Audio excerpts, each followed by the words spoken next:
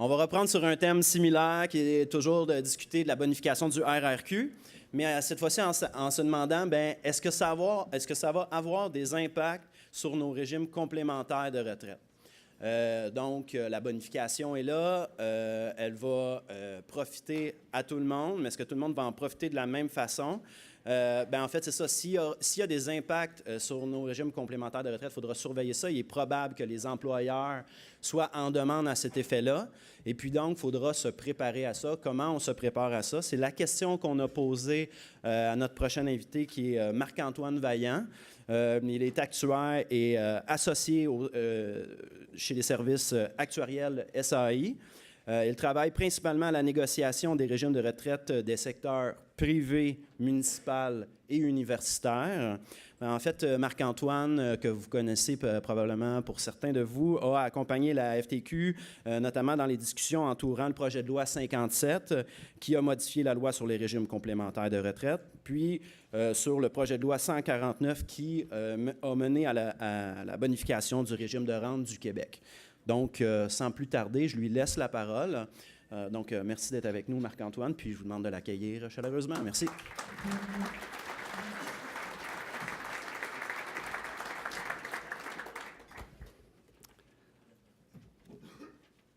Donc, bonjour tout le monde. On parle pas de la bonification en tant que telle. La bonification, ça peut faire l'objet d'une présentation en soi. Je rappelle les grands faits de la bonification. On a un régime qui couvrait 25 %, le régime de rente du Québec, 25 % de remplacement jusqu'au maximum des gains admissibles. On passe à 33 %.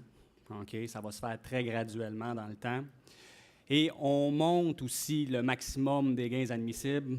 Bon, grosso modo, c'est à peu près 55 900. On va le monter à terme à 63 700. Alors ça, c'est l'essence de la bonification, le 25 à 33 et le maximum cotisable qui augmente. Moi, ma présentation, ce n'est pas pour vous parler de ça et de toutes les subtilités de cette bonification-là, mais c'est surtout pour se dire, OK, maintenant que les régimes sont bonifiés, qu'est-ce qui va se passer dans nos régimes complémentaires de retraite, maintenant qu'on sait ça? Donc, la première question, c'est est-ce qu'il va y avoir des demandes patronales? C'est très facile, tout le monde peut répondre à ça. Oui, il va y avoir des demandes patronales, OK, sur les régimes complémentaires de retraite. La logique étant que, écoutez, vous avez un régime de retraite. Avant, vous aviez un certain niveau de régime de rente du Québec. Maintenant, ce niveau-là a été augmenté. Donc, les employeurs vont probablement vous dire, maintenant, on doit diminuer le régime complémentaire de retraite pour que vous conserviez la même situation qu'avant. Ça a d'ailleurs déjà commencé. Il y a déjà des dossiers où les employeurs sont directement en demande sur cet aspect-là. Donc, je vous propose une présentation en deux temps. La première, c'est tous les arguments pour s'opposer à ça. De carrément dire non, on ne touche pas au régime complémentaire de retraite.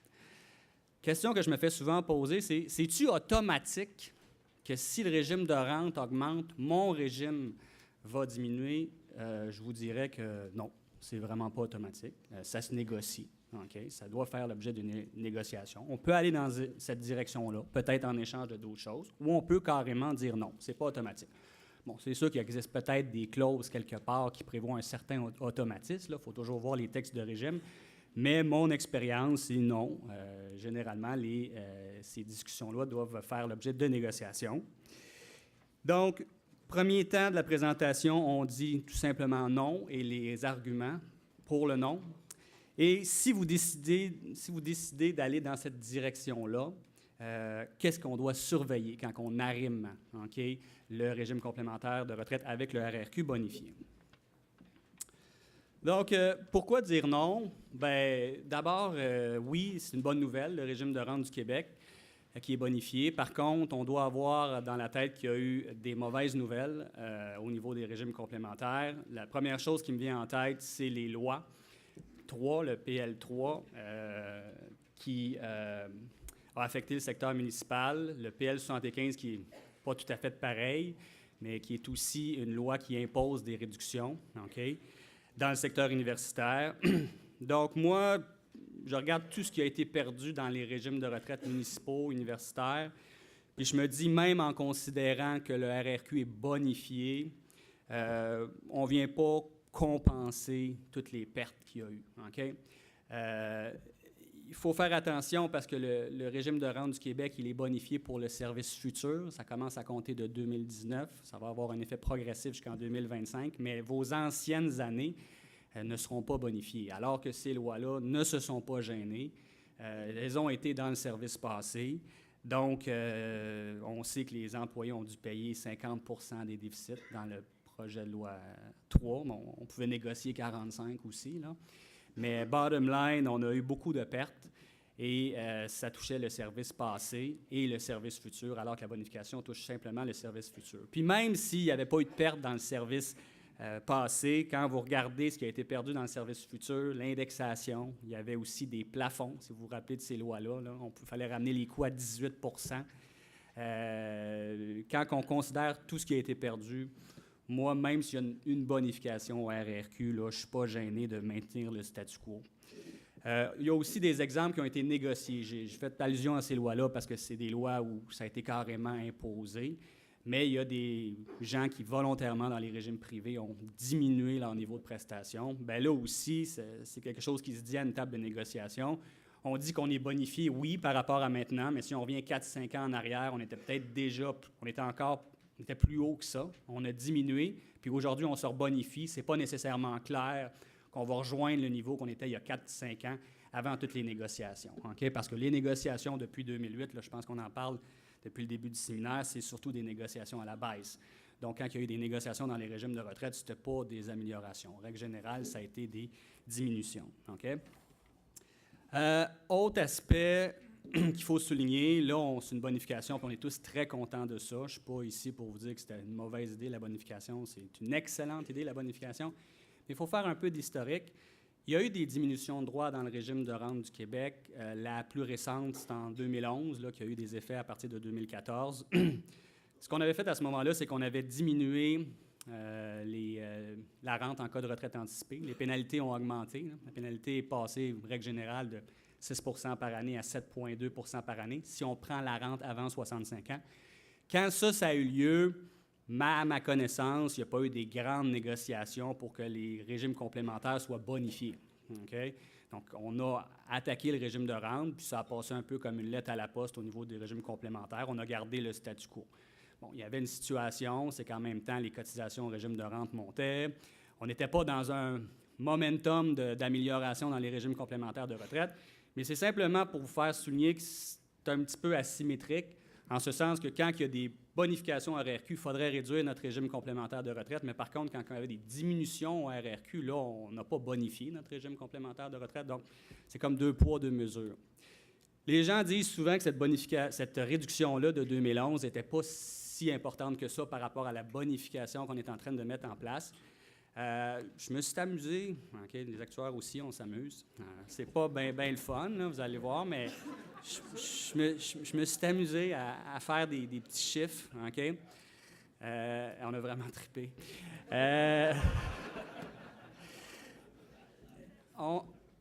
On était dans une situation, avant le budget 2011, où quand on prenait une retraite à 60 ans, on était pénalisé de 30 %. Bref, on recevait 70 % de la RRQ.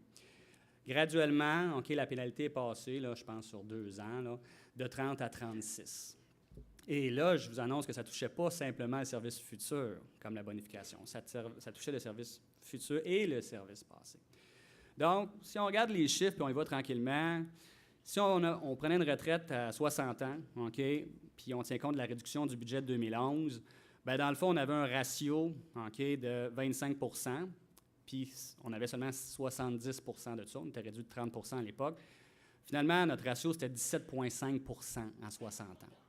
Puis là, bien, on a une nouvelle pénalité. Le ratio, c'est plutôt 64 % du 25 %, parce que la pénalité est à 36 là. Fait que là, il nous reste 16 %. Fait que quand 2011 est arrivé, là, mine de rien, ça, pour les gens qui prenaient la RRQ à 60 ans, c'était une perte de 1,5 %. On n'a pas trop parlé, là, comme une lettre à la poste, pour le service passé et le service futur. Qu'est-ce qu'on vient faire par la bonification? On bonifie, mais simplement le service futur. Donc, la personne qui prend sa retraite à 60 ans, on le sait qu'elle a un ratio de 16 %. Puis là, il va monter à 33,3 %. Fait que là, le 16 va monter à 21,3 %. C'est un gain de 5,3 %. Mais partons pas en peur. C'est pas demain matin que l'on va avoir un gain de 5,3 %. Ça va se faire très progressivement dans le temps. En fait, la première personne qui va vraiment toucher au gain de 5,3 %, c'est la personne qui va prendre sa retraite à compter de 2063. OK?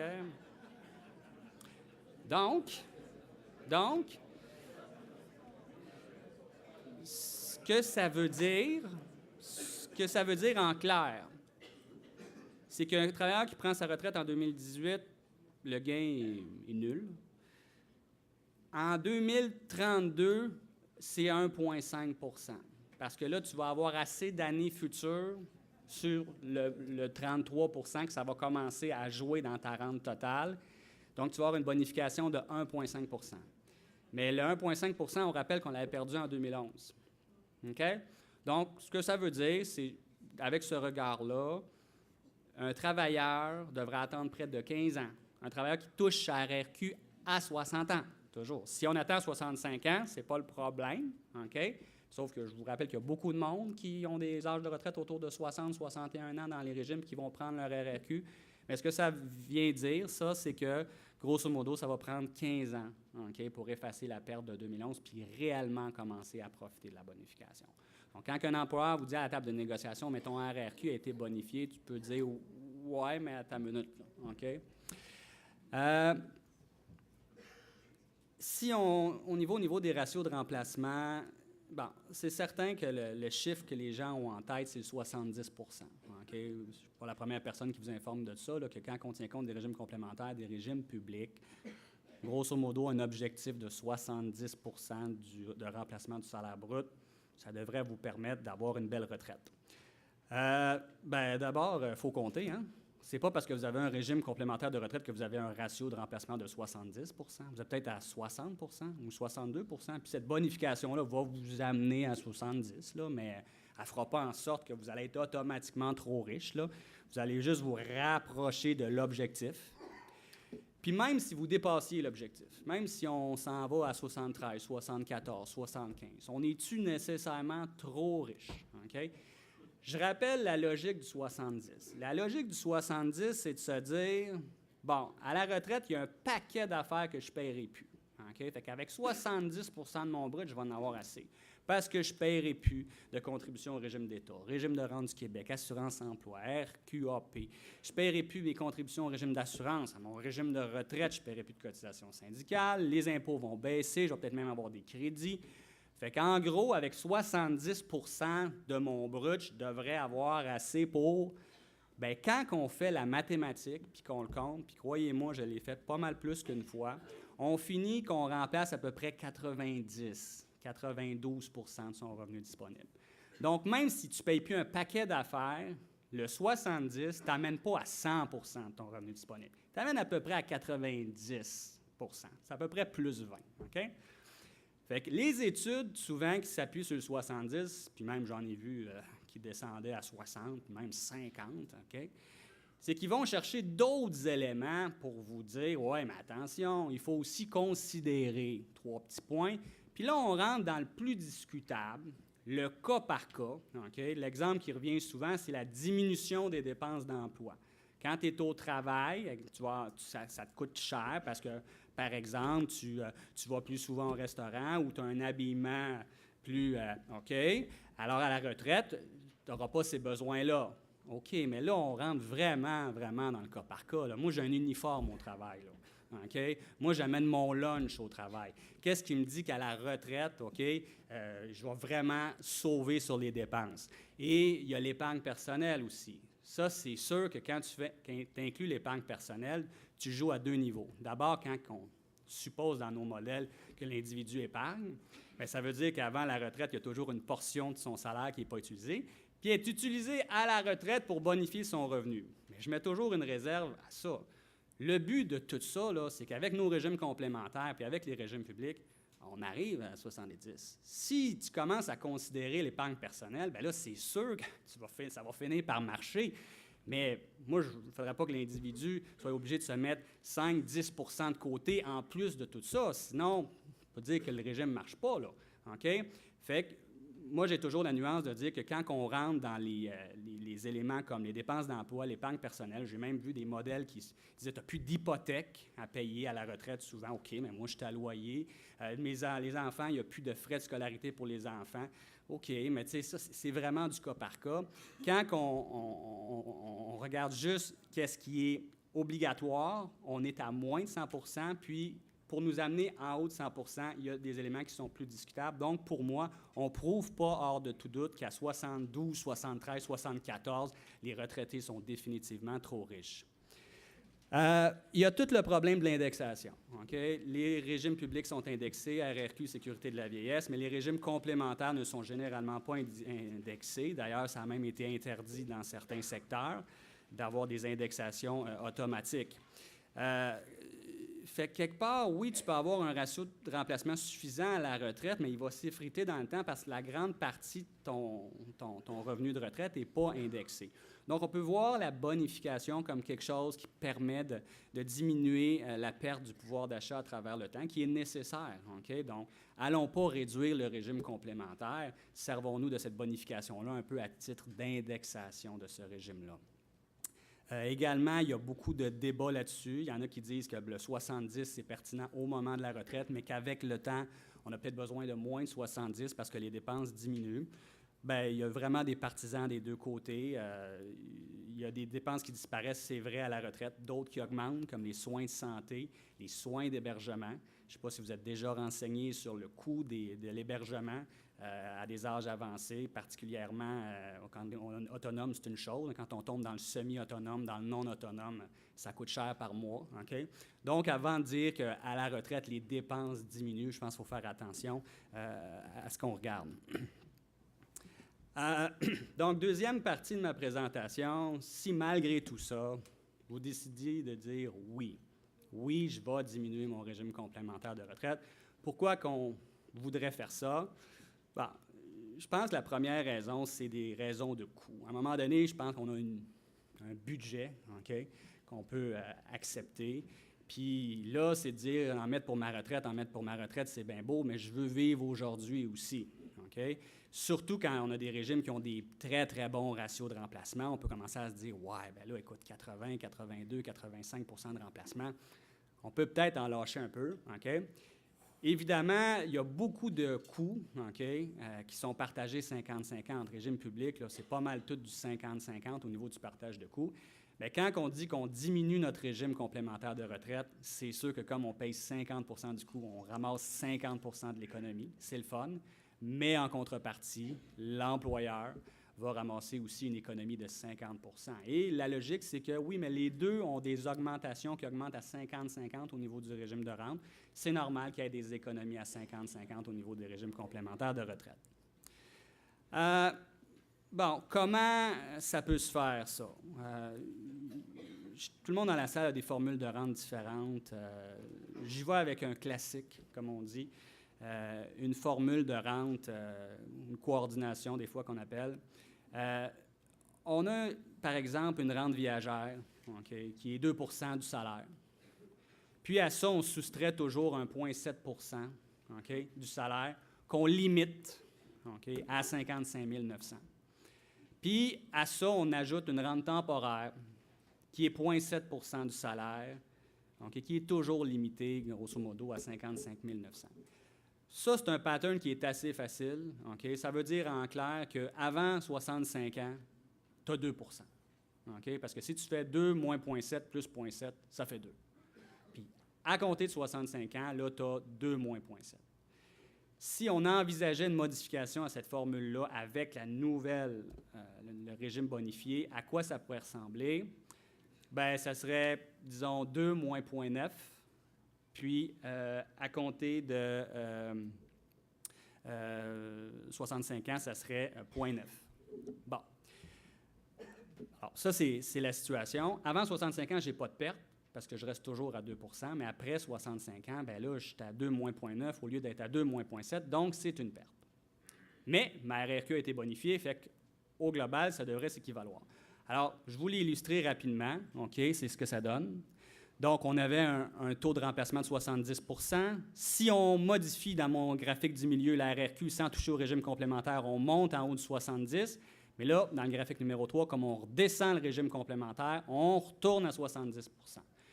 Dans cet exemple-là, les gens disent « Oui, mais 70, tu nous as dit tout à l'heure qu'on pouvait quand même maintenir le statu quo. » Ce n'est pas complet. Pourquoi? Parce que ça tient juste compte du RRQ puis du régime complémentaire. Il y a aussi la sécurité de la vieillesse qui se rajoute à ça. Okay? Donc, le taux de remplacement réel serait peut-être autour de 80-85 % dans un exemple comme ça. Parce que je me presse, le temps file. Il y a peut-être deux choses que j'ai à vous dire. La première, c'est au moins attendez la période de transition avant de mettre ça effectif. Je vous rappelle que c'est graduel en 2019 puis 2025 que la bonification rentre en vigueur. Et puis, si vous ne pouvez pas, si la pression est trop forte pour que ça commence dès 2019, bien, arrangez-vous pour arrimer la réduction au régime complémentaire au rythme de la bonification. Je pense qu'un tableau va nous illustrer ça. C'est sûr qu'à la fin, il faut que tu sois à 0,9 en 2025. Actuellement, tu es à 0,7. Là, je suis à ma 3e colonne. Bien, grosso modo, le crédit de rente, là, le moins point quelque chose, là, en 2019, tu ne devrais pas être à 0,9. Tu devrais être à 0,73, 0,76, 0,8. Tu arrimes ce que tu fais au niveau du régime de retraite avec la bonification du RRQ, qui, je vous rappelle, là, on n'est pas à 33,33 tout de suite. On passe de 25 à 33, donc 8,33 % graduellement en 2018 puis 2025. Peut-être aussi un mot sur dire pourquoi on prend 0,7 et 0,9. C'est que 0,7, c'est 25 divisé par 35, ça fait 0,7. 33 divisé par 35, ça fait 0,9. Mais on pourrait aussi regarder ça sur 40 ans.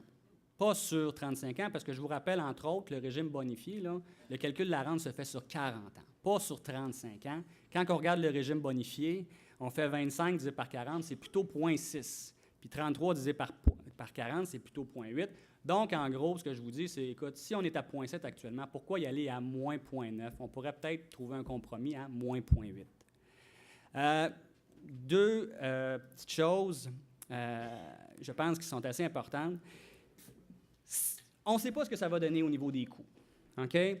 Le régime de rente du Québec est tarifé d'une façon, votre régime est tarifé d'une autre façon. Mais si jamais il y a une hausse de cotisation au RRQ qui vaut, exemple, 2,5 %. Okay? C'est ça que ça coûte au total, 1,25 employés, 1,25 employeurs. Puis dans votre régime complémentaire de retraite, okay? Vous avez une baisse de 2 % pour les mêmes prestations. Il faut faire attention, des fois, les prestations ne sont pas pareilles entre le régime de rente, qui, lui, est indexé, il y a une prestation au conjoint, puis le régime complémentaire, mais mettons qu'ils sont pareils. OK? Bien, là, il y a un problème quelque part, là, parce qu'au total, on paye 2,5 de plus, puis on sauve 2 %. Moi, comme employé, là, j'ai une hausse nette de 0,25 pour les mêmes prestations. Quelque chose qui ne marche pas là-dedans. Là, OK? Avant, je payais un 25. En fait, je paye maintenant un 25. Avant, je payais 1 %. Je paye 0,25, mais je n'ai pas de prestation de plus. J'ai perdu dans mon régime complémentaire ce que j'ai bonifié dans le RRQ. Donc, ça pourrait être très bien demandé aux tables de négociation, okay, sans aucune gêne. Autre tableau que je vous montre, c'est si c'était l'inverse. Alors, une des raisons pourquoi que la FTQ a fait campagne pour la bonification du régime de rente, c'était l'efficience. Notre régime complémentaire est souvent moins efficient. Le régime de rente du Québec, c'est efficient. C'est une grosse caisse, ça ne paye pas de frais, c'est bien investi. Donc, souvent, okay, pour le même bénéfice, ça va te coûter moins cher. C'est ça, l'efficience. Donc, c'est dans une situation comme ça, qu'actuellement, là, okay, la bonification va nous coûter 2,5, mais dans notre régime complémentaire de retraite, pour les mêmes prestations, on sauve 3 %. Là, c'est intéressant, là, OK? Ce qu'on paye de plus, okay, est moins élevé que l'économie qu'on réalise. Bien, moi, ce que je vous dis là-dedans, c'est tant mieux pour nous. Hein, on met un 0,25 dans nos poches. Mais l'employeur qui réalise un 0,25 d'économie, lui, l'employeur, là, quand il est venu en demande là-dessus, il voulait maintenir son financement pareil. Son financement, c'était 1,5. Ce qu'on lui dit, c'est tu veux maintenir ton financement 1,5, on va te le laisser 1,5. Mais le 0,25 que tu économises, parce que la RRQ coûte moins cher, tu vas me le redonner autrement, soit dans le régime, soit en augmentation de salaire, soit ailleurs. Donc, toujours faire attention quand on analyse les coûts, que les coûts RRQ puis vos régimes, ce n'est pas pareil. Puis il faut faire la mathématique de voir les économies de l'employeur là-dedans. Puis s'il y a des économies, bien, peut-être aller les chercher aux tables de négociation. Je termine en parlant du risque. Le risque dans le RRQ n'est pas partagé de la même façon que dans les régimes complémentaires de retraite. Dans un régime traditionnel du secteur privé, l'employeur paye les déficits à 100 %. Okay? Donc, quand vous lâchez un morceau de ce régime-là, c'est un morceau où l'employeur payait le déficit à 100 %. C'est ça qu'il faut avoir conscience. Dans le secteur public, là, c'est plus des risques partagés 50-50, surtout avec les nouvelles lois, là. Mais dans le RRQ, ce n'est pas le gouvernement ou l'employeur qui va payer s'il y a un déficit. Rappelez-vous que dans le RRQ, dans le régime bonifié aussi, les employés peuvent être amenés à participer à l'effort, soit en augmentant leur cotisation ou en réduisant leurs droits, y compris pour le service passé. Donc, ce n'est pas tout à fait la même formule de partage de risque. On ne peut pas simplement faire « Oups, j'en enlève dans mon régime complémentaire parce que j'ai une bonification au RRQ ». Les systèmes de risque ne marchent pas nécessairement de la même façon. Ça finit. C'est bon.